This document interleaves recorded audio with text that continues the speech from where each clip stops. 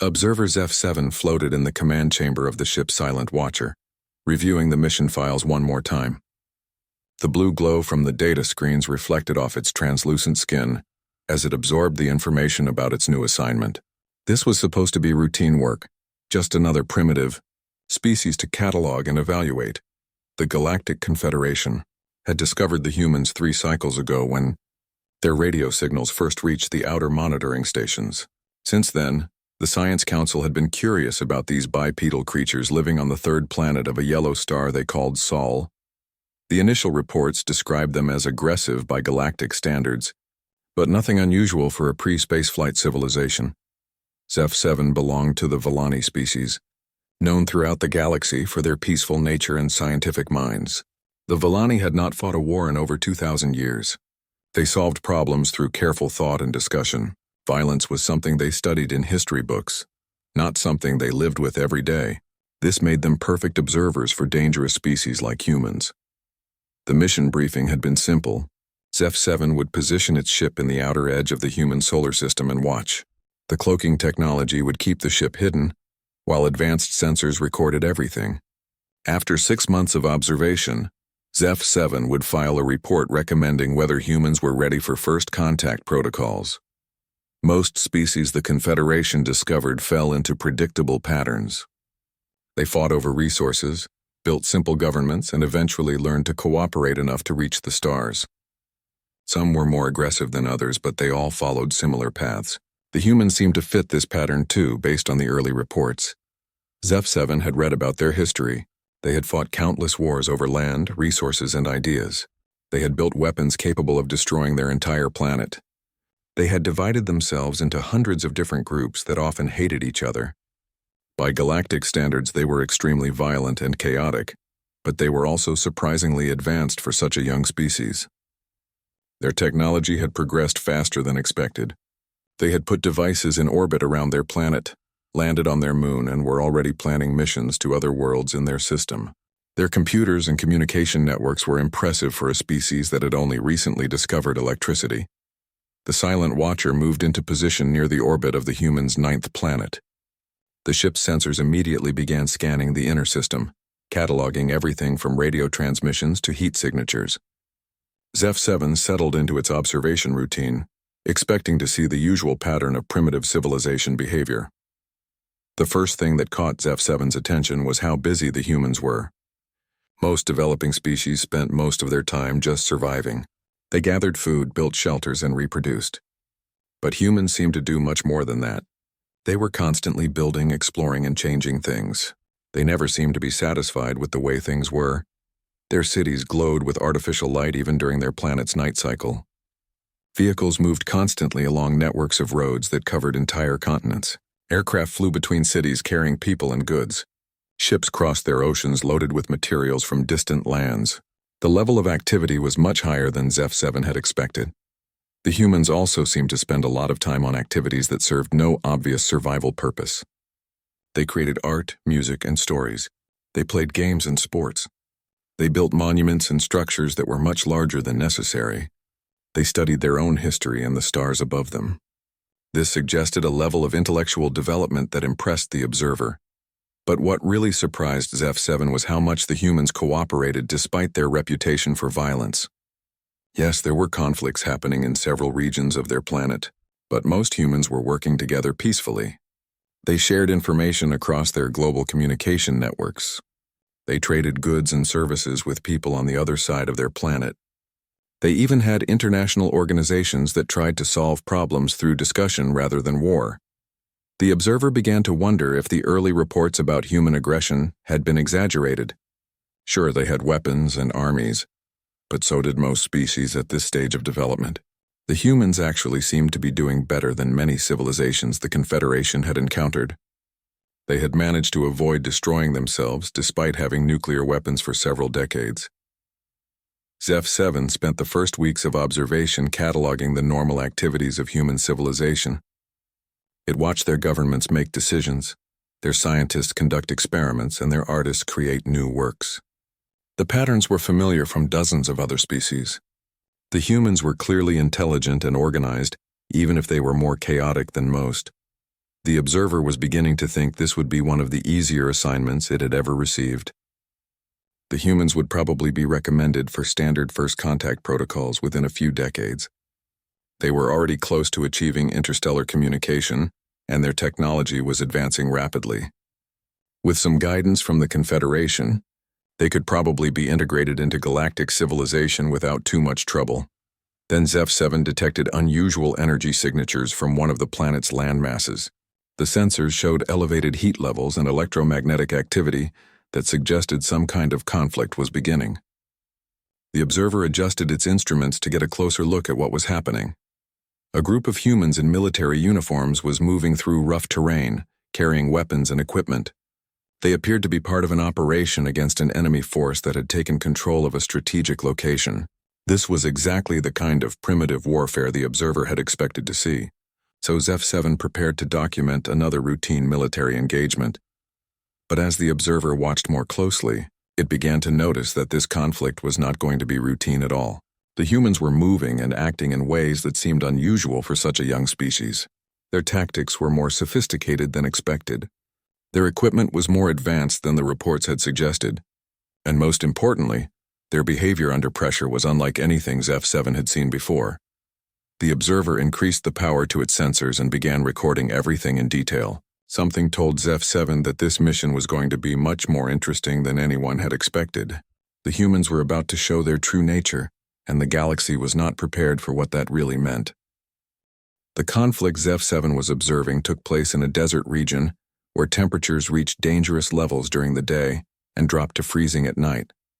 The human military unit consisted of 12 soldiers led by a sergeant named Jake Morrison.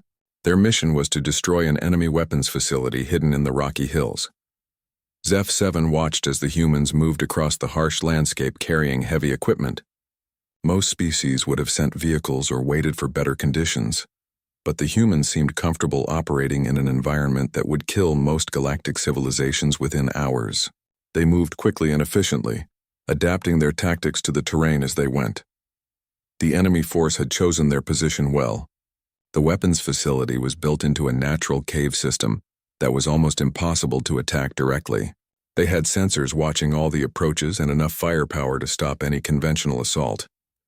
Most species would have called for air support or siege weapons to deal with such a position. But Jake Morrison and his team took a different approach. Instead of attacking the facility directly, they split into smaller groups and began moving around it in a complex pattern. Zeph-7 initially thought they were retreating, but the sensors showed they were actually setting up for something much more creative. Lisa Park, the team's communications specialist, had spotted a weakness in the enemy's defensive setup. Their sensors were designed to watch for direct attacks, but they had a blind spot on the eastern side where the rock formations created interference. Instead of avoiding this area, Lisa suggested they use it as their main approach route. The plan they developed was dangerous and required precise timing. 3 soldiers would create a distraction on the western side, while the rest of the team moved through the sensor blind spot. Once they were in position, they would plant explosive charges not on the facility itself but on the cliff face above it. The falling rocks would collapse the cave system and destroy everything inside. Zeph-7 was amazed by the complexity of the plan. Most species at this level of development used simple tactics based on overwhelming force or superior numbers. But the humans were thinking several steps ahead and using the environment itself as a weapon. This showed a level of strategic thinking that the observer had not expected. The operation began at dawn when the temperature was still manageable. The distraction team opened fire on the western approach, drawing the enemy's attention exactly as planned. The defenders responded by concentrating their firepower on that area, just as the humans had predicted. Meanwhile, Jake Morrison led the main team through the sensor blind spot. They moved like shadows across the rocky terrain, using every bit of cover available. When they encountered unexpected obstacles, they adapted instantly without breaking radio silence.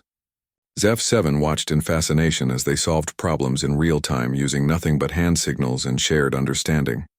But then something went wrong. One of the explosive charges malfunctioned, and the enemy detected the team's presence. Suddenly, the humans found themselves trapped between the cliff face and a superior enemy force. The original plan was ruined, and most species would have surrendered or tried to retreat. Instead, Jake Morrison made a decision that shocked Zeph-7.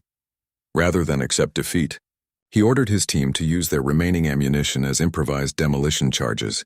They would destroy their own supplies and weapons to create the explosion they needed to bring down the cliff. Lisa Park objected at first, pointing out that this would leave them defenseless in hostile territory. But Jake explained that being captured with weapons would mean certain death, while being captured without weapons might mean becoming prisoners of war. It was a calculated risk based on understanding their enemy's psychology. The plan worked, but barely. The improvised explosion brought down enough rock to damage the facility, but it also triggered an avalanche that nearly buried the human team. Jake Morrison was hit by falling debris and suffered a serious leg injury that left him unable to walk. This was when Zeph-7 witnessed something that changed everything it thought it knew about humans. Instead of leaving their wounded leader behind, as most species would do to save themselves, the team immediately reorganized around protecting him. Lisa Park took command and declared that they would all escape together or not at all. What followed was a 12-kilometer trek through enemy territory while carrying a wounded man. The humans took turns supporting Jake's weight while maintaining constant vigilance for enemy patrols. When they ran out of medical supplies, Lisa performed field surgery using tools from their equipment packs and knowledge she had learned from a manual just days before. The enemy sent search parties to hunt them down, but the humans seemed to anticipate every move. They used the terrain to hide their tracks, created false trails to confuse their pursuers, and even set up ambushes using improvised traps made from their remaining equipment. They turned a desperate retreat into a fighting withdrawal that cost the enemy more casualties than they had inflicted. When they finally reached friendly territory, all 12 humans were still alive. Jake Morrison would recover from his injuries and return to duty within weeks. The weapons facility had been completely destroyed, and the enemy had lost significant resources trying to capture the team. Zeph-7 spent hours reviewing the recordings, trying to understand what it had witnessed. By every standard the Confederation used to evaluate military effectiveness, the humans should have failed. They had been outnumbered, outgunned, and caught in an impossible situation with no hope of success. But they had not just survived, they had accomplished their mission and inflicted significant damage on their enemies. They had turned disadvantages into advantages through pure creativity and determination. They had refused to abandon their wounded even when it would have been logical to do so. Most importantly, they had never considered surrender or defeat as acceptable options. The observer realized that human desperation was not the same thing as desperation in other species. When most civilizations were pushed to their limits, they became irrational and made poor decisions. But when humans were desperate, they became more creative, more determined, and more dangerous. They seemed to perform best when the situation was worst. Zeph-7 began to understand that the early reports about human aggression had missed the point entirely. Humans were not violent because they enjoyed fighting. They were dangerous because they refused to lose. There was a fundamental difference that the Confederation had never encountered before, and the observer was not sure the galaxy was ready for it. 3 weeks after the desert incident, Zeph-7's sensors detected an emergency situation in Earth's orbital space. The humans had built a space station that orbited their planet, where they conducted scientific experiments and tested technology for future missions to other worlds. The observer had been monitoring the station as part of its study of human technological development. The space station housed 6 humans at any given time, rotating them every few months. The current crew included Ben Carter, an engineer from the American continent, and Amy Davis, a scientist who specialized in studying how plants could grow in space. They had been aboard the station for 2 months and were scheduled to return to Earth in another week. Zeph-7 was reviewing routine, communications between the station and ground, control when alarms began sounding. The station's primary life support system had suffered a catastrophic failure. A micrometeorite had struck one of the main oxygen generation units, and toxic gases were leaking into the air supply. The backup systems were working, but they would only last for 18 hours. The problem was that the nearest rescue shuttle was 24 hours away. Even if it launched immediately, the crew would be dead before help could arrive. Ground control was frantically trying to find solutions, but their calculations showed the same result every time. There was not enough time to mount a rescue operation. Most species would have accepted this fate and spent their final hours saying goodbye to their families. The Villani had documented hundreds of similar situations where crews died waiting for rescue that came too late.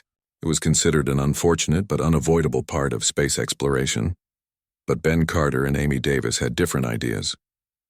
Instead of preparing to die, they immediately began taking apart non-essential systems to see what could be salvaged. Their plan was to build new air scrubbers from spare parts and scientific equipment, even though none of it was designed for life support purposes. Zeph-7 watched in amazement as the two humans worked with tools that were never meant for this kind of emergency repair.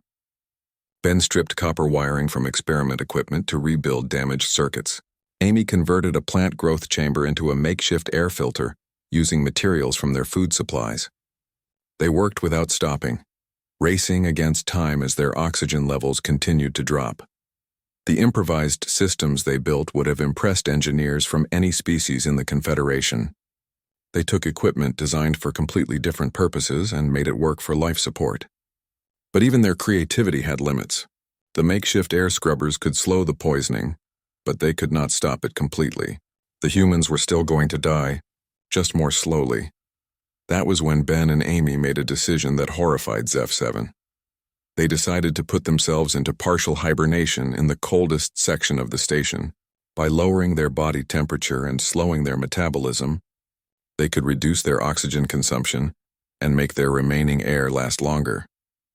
The problem was that humans were not designed for hibernation.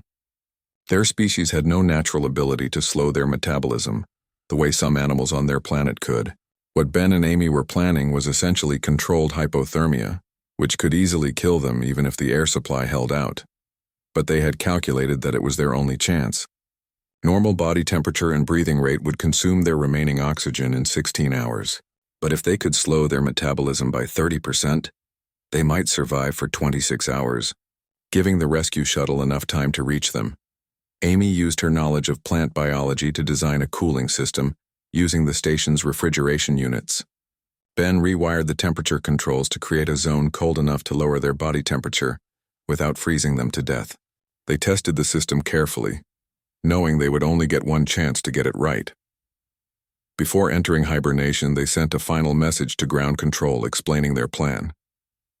The response from Earth was immediate and desperate. The mission controllers begged them not to try something so dangerous. Medical experts explained that human hibernation was impossible and would only kill them faster. But Ben and Amy had already made their decision. They sealed themselves in the improvised hibernation chamber and began the cooling process. Zeph-7 watched their life signs drop as their heart rate slowed and their breathing became shallow. For several terrifying minutes, the observer thought they had killed themselves. Then their vital signs stabilized at levels barely compatible with life. They were not dead, but they were not really alive either. They existed in a state between life and death, betting everything on a rescue that might not come in time. The station continued its orbit around Earth, carrying two humans who had essentially frozen themselves to cheat death. Ground control worked frantically to speed up the rescue mission. Engineers found ways to reduce the shuttle's launch preparation time. Flight controllers calculated new orbital approaches that could save precious minutes. Every human involved in the operation seemed determined to prove that Ben and Amy's sacrifice would not be in vain. Zeph-7 monitored the rescue operation with growing amazement.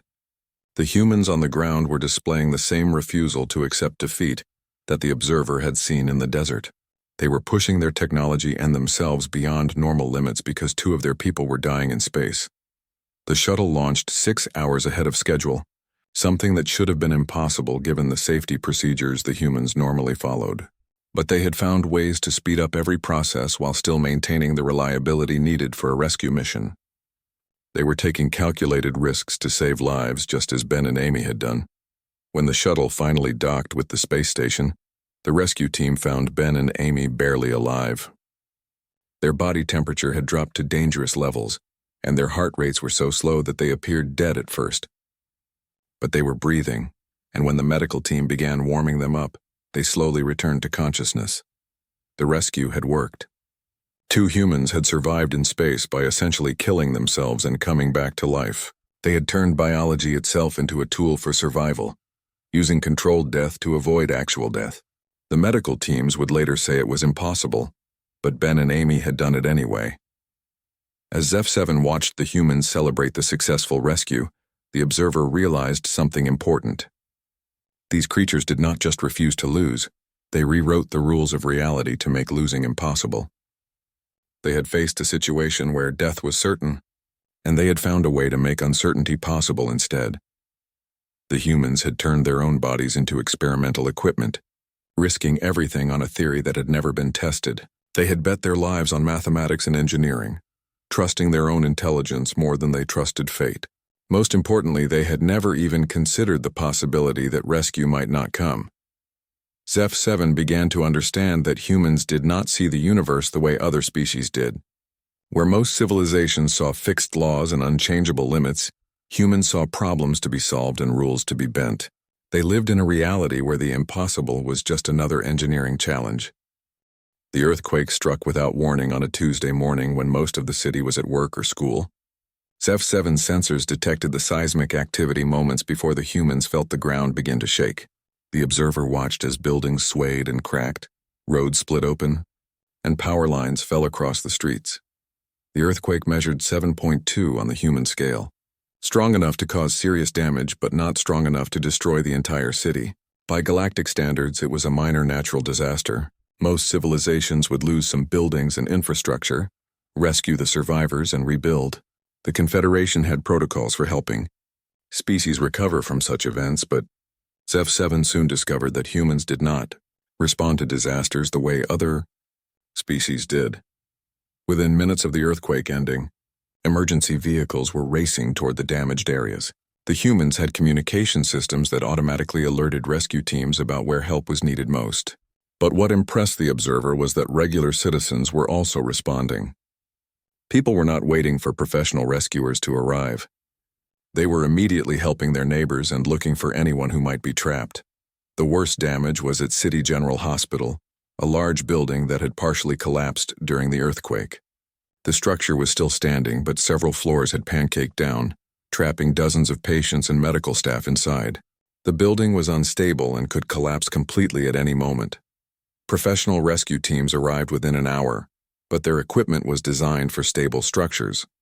The heavy machinery they needed to safely dig through the debris would take hours to set up, and the building might not last that long. According to their safety protocols, they should evacuate the area and wait for specialized equipment. Instead, two firefighters named Rick Johnson and Kate Williams decided to begin an immediate rescue operation using whatever tools they had available. Rick was a 20-year veteran who had seen every kind of emergency. Kate was newer to the job but had training in structural engineering before becoming a firefighter. Their plan violated every safety rule in the book. Rick would crawl into the collapsed sections to locate survivors while Kate coordinated rescue efforts from outside. They would use hand tools and portable equipment to clear passages through the debris, working around the unstable structure instead of trying to stabilize it first. The other rescue workers tried to stop them, arguing that the building could collapse and kill them all. But Rick pointed out that people were dying inside while they waited for proper equipment.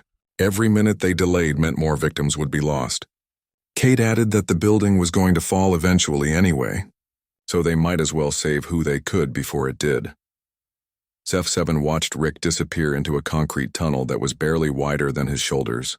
The passage led toward a section where survivors had been heard calling for help, but it was completely dark and filled with broken glass and twisted metal. Most species would not enter such a death trap even to save their own families. Rick had no communication equipment in the tunnel and no way to call for help if he became trapped. He crawled forward using only a flashlight and his own judgment about which way was safe. When he reached the trapped survivors, he found 3 nurses and 2 patients who were conscious but unable to move because of debris across their legs. Meanwhile, Kate was organizing volunteers from the crowd that had gathered outside the hospital. She turned ordinary citizens into an effective rescue team, using nothing but determination and improvised hand signals. A construction worker became her equipment specialist. A teacher helped coordinate the flow of information. A group of teenagers formed a human chain to pass supplies into the building, but the most dangerous rescue was still ahead. Rick had found a group of children trapped in the hospital's basement. which was slowly filling with water from broken pipes. The children were in an air pocket that was shrinking as the water level rose. Soon they would drown, but reaching them required crawling through flooded passages that could collapse at any moment. Kate immediately volunteered to help with the water rescue, even though she was not trained for underwater operations. Rick tried to stop her, pointing out that if both of them died, no one else would know where the children were located. But Kate had already thought of that. She left detailed maps with the volunteer coordinators showing exactly where the children were trapped. The rescue attempt that followed was the most dangerous thing ZEF7 had ever witnessed. Rick and Kate took turns diving into the flooded basement, feeling their way through dark water filled with debris and broken glass. They could only hold their breath for short periods, so they had to work in shifts while the water continued to rise. They found 6 children huddled together in an air pocket that was barely large enough for all of them. The children were terrified but still conscious. Getting them out would require carrying them one at a time through the flooded passages, with no guarantee that the air pocket would still exist when they returned for the next child. Kate went first, carrying a 7-year-old girl through water so murky that she could not see her own hands. She navigated by memory and touch, following the path Rick had mapped out during his earlier trips. When she reached the surface, she immediately went back for the next child without stopping to rest. Rick took the 3rd child, a boy who panicked underwater and nearly caused both of them to drown. Kate rescued the 4th child even though she was exhausted and hypothermic from the cold water. Rick brought out the 5th child despite a cut on his head that was bleeding into his eyes. By the time they reached the last child, the air pocket had almost disappeared. Kate had to dive down and hold the boy underwater, while Rick cleared debris from the exit passage. For terrifying seconds, ZEF7 thought all 3 of them would die just meters from safety. But they made it. All 6 children were rescued alive, along with the medical staff and patients Rick had found earlier. The hospital building collapsed completely about an hour later, but by then everyone who could be saved had been brought out safely.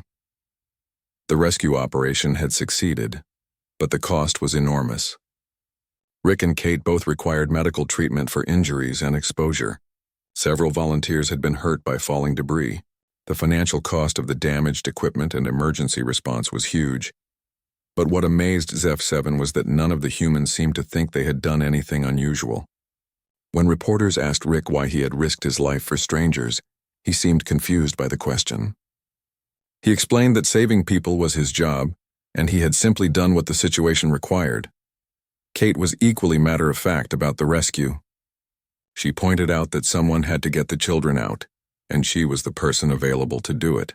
The danger was irrelevant because the alternative was letting innocent people die. The observer realized that humans did not just fight for their own survival. They fought for the survival of others, even when it meant accepting terrible risks for themselves. They had evolved beyond simple self-preservation into something the Confederation had never encountered before. Most species protected their families and tribes, but humans seemed to consider all other humans worth saving, regardless of relationship or social status. They would risk everything for complete strangers simply because those strangers needed help. It was a level of altruism that defied every survival instinct known to galactic science. ZEF7 began to understand that human civilization was not built on competition and aggression as the early reports had suggested. It was built on cooperation and sacrifice on a scale that most species could not even imagine. They were dangerous not because they wanted to hurt others, but because they were willing to die for others. ZEF7 was preparing to complete its observation mission when one final incident changed everything the observer thought it understood about humanity. The event began as routine monitoring of civilian transportation, something the Confederation used to evaluate how well a species managed daily logistics and public safety. Flight 447 was a commercial aircraft carrying 312 passengers from the human city of New York to another city called Los Angeles. The flight was scheduled to take about 5 hours, crossing the entire North American continent. Most of the passengers were ordinary civilians traveling for business or personal reasons. The aircraft was at cruising altitude when ZEF7 sensors detected unusual activity in the passenger compartment. 4 individuals had stood up simultaneously and begun moving toward the front of the aircraft. The observer initially thought this was normal passenger behavior, but their heat signatures and movement patterns suggested something more organized. The 4 individuals were terrorists who had smuggled weapons and explosives aboard the aircraft.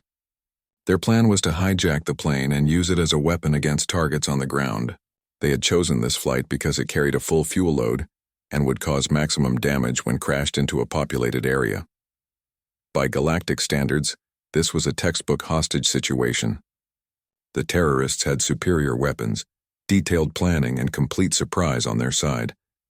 The passengers were unarmed civilians with no military training. Standard Confederation protocols would predict that the civilians would surrender immediately and hope for rescue by professional forces. But ZEF-7 soon learned that humans did not follow standard protocols. The terrorist leader announced that they had control of the aircraft and ordered all passengers to remain seated. He explained that they had explosives that would destroy the plane if anyone tried to interfere with their mission. Most species would have complied with these demands to avoid certain death. Instead, several passengers immediately began planning a counterattack.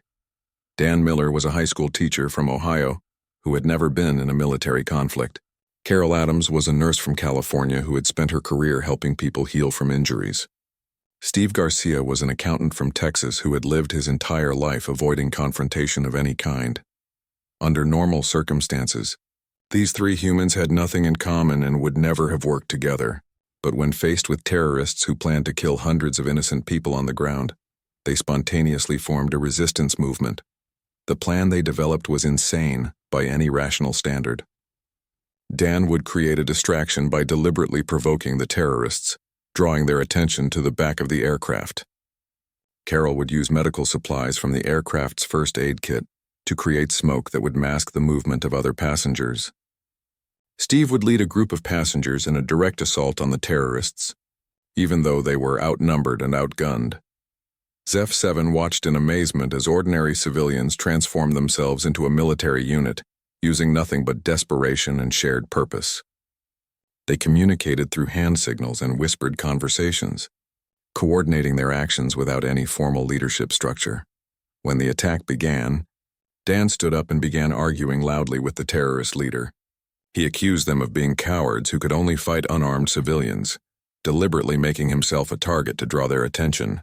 The terrorists responded exactly as he had predicted, focusing their weapons on him while the other passengers moved into position. Carol activated her improvised smoke system, filling the cabin with thick gray fog that made it impossible to see more than a few feet. The terrorists panicked and began firing randomly, trying to maintain control of a situation that was rapidly spinning beyond their ability to manage. That was when Steve Garcia did something that shocked even ZEF-7, despite being an accountant who had never fought anyone in his life.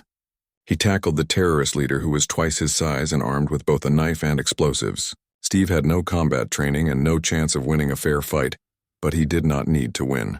He only needed to prevent the terrorist from triggering the explosives. Other passengers immediately joined the fight. A businessman used a laptop computer as a weapon. A grandmother hit a terrorist with her walking cane. A teenage boy threw hot coffee in another terrorist's face.